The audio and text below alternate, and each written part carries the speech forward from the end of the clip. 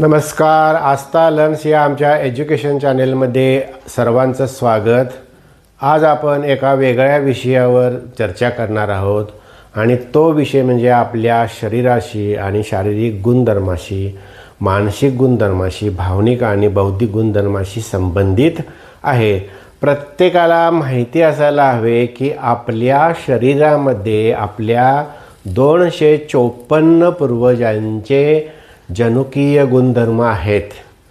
हे तुम्हाला आश्चर्य वाटेल, पण या ठिकाणी चार्टच्या आधारे मी तुम्हाला ते समजावून देणार आहे. म्हणजे आपल्या शरीरामध्ये जे DNA असतात, त्यामध्ये जे जीन्स असतात, त्या जीन्स म्हणजे जनुके असतात, त्या जनुकीय जे गुणधर्म आहेत त्याच्या आधारे आपण आपलं शरीराचे ठेवण, आपला रंग, आपला आकार, आपला स्वभाव, आपली बुद्धिमत्ता, रोगप्रतिकारक शक्ती इत्यादी सर्व गोष्टी आपण घेऊन येतो, जन्माला येतो. म्हणजेच आपल्यावर आपल्या पूर्वजांचे म्हणजे 254 पूर्वजांचे खूप मोठे उपकार आहेत, तेव्हा हे आपलं शरीर बनलेलं आहे.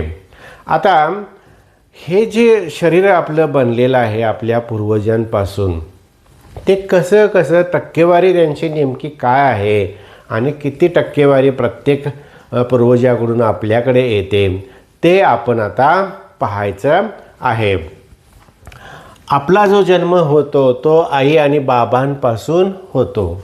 आई आणि बाबांपासून प्रत्येकी 25% जनुकीय गुणधर्म आपल्याकडे येतात. म्हणजे आई आणि बाबा यांच्याकडून आपल्याकडे 50% गुणधर्म येतात. म्हणजे आपलं जे अर्ध शरीर आहे, म्हणजे पूर्ण शरीर धरलं तर त्यातील अर्धा भाग हा आईवडिलांच्यापासून येणाऱ्या गुणधर्म जे आहेत त्याच्यापासून बनलेलं असतं. म्हणजे आईवडिलांचा स्वभाव, गुणधर्म, शारीरिक रचना, रंग इत्यादी सगळ्या गोष्टींचा समावेश यामध्ये 50% येतो. बौद्धिक क्षमता, आता हा बौद्धिक क्षमता जो भाग आहे ते बुद्धिमत्ता ही अनुवंशिकतेमार्फत येते, पण बुद्धिमत्तेचा विकास हा अनुवंशिकता आणि मिळालेली जी सभोवतालची परिस्थिती आहे त्याच्यावर अवलंबून असते. आई बाबानंतर आजी आजोबा म्हणजे आईकडील आजी आजोबा आणि बाबांकडील आजी आजोबा यांच्याकडून जनुकीय गुणधर्म येतात. त्याची टक्केवारी आहे 25%. म्हणजे हे दोन आईकडील आजी आजोबा आणि बाबाकडील 2 आजी आजोबा असे प्रत्येकी 6.25% जनुकीय गुणधर्म आपल्यामध्ये येतात. म्हणजे आजी आजोबाकडून 2 आज्या 2 आजोबा यांच्याकडून आपल्याला एकूण 25% जनुकीय गुणधर्म येतात. आता त्यानंतर पणजी पंजोबा आहे. म्हणजे आपल्याला किती पणजी पंजोबा आहेत बघा.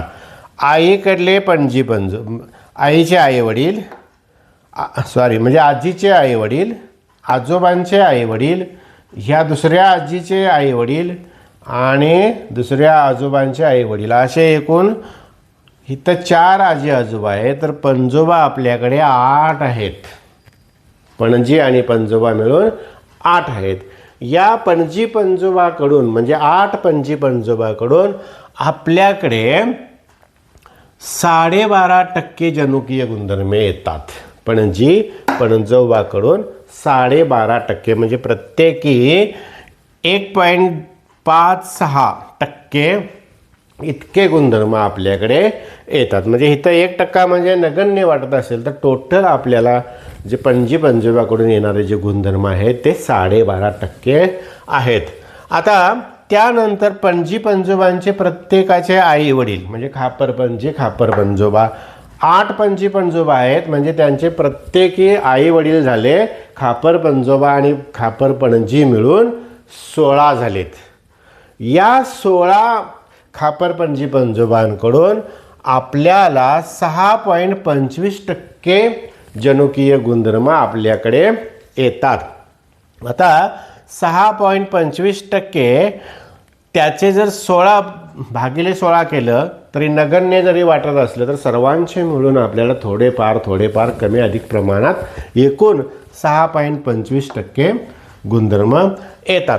आता खापरपणजी आणि खापर पंजोबा आहेत त्यांचे जे आई वडील आहेत म्हणजे 16चे आई वडील 32 होणार आणि ह्या 32 पूर्वजांचे खापर पंजोबांच्या आई वडिलांचे 32 पूर्वजांचे आपल्याकडे 3.125% इतके गुणधर्म आपल्याकडे येतात म्हणजे यांच्या आई वडिलांचे.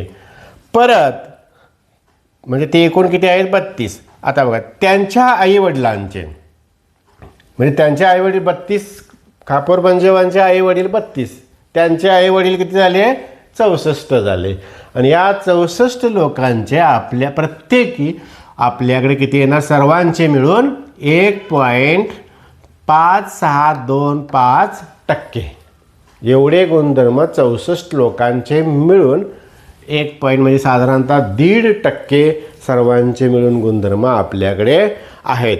आणि त्या 64 लोकांच्या म्हणजे पूर्वजांच्या आई वडिलांचे म्हणजे 128 झालेत. 64 आहेत त्यांचे प्रत्येकी आई वडील 2-2 128 लोक आहेत. यांचे सर्वांचे मिळून 128 लोकांचे मिळून 0.7825% गुणधर्म आपल्या शरीरामध्ये येतात आणि या सगळ्या 254 पूर्वजांपासून आपलं शरीर आपली मानसिकता आपली बौद्धिकता बनत असते म्हणजे आपले जीन्स आहेत ते बनत असतात. आता एवढा सगळा विचार केल्यानंतर आपल्या लक्षात येईल की किती जन्माच्या स्टेप्स झाल्या. 50% पहिला जन्म म्हणजे आई वडील 50%, नंतर 25%, 2, 3 12.5%, 4 6.25%, 5 3.125%, 6 1.5625% आणि 7 78.125%. असे एकूण 7 जन्म झालं. म्हणूनच आपण म्हटलं जातं बघा 7 जन्मांचा पेरा.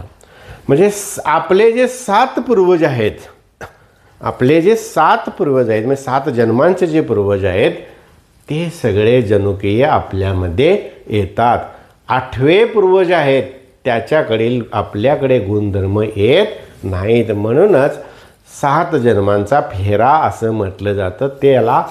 त्याला वैज्ञानिक कारण आहे आणि ते कारण आत्ता आपण पाहिलं. म्हणजे एवढे सगळ्या लोकांपासून आपलं शरीर बनलेलं आहे आणि आपल्या जे गुणधर्म आहेत आपल्या शरीराचे सगळे आणि बौद्धिक पातळी जी आहेत ते सुद्धा त्यांच्याकडून मिळालेली देणगी आहेत.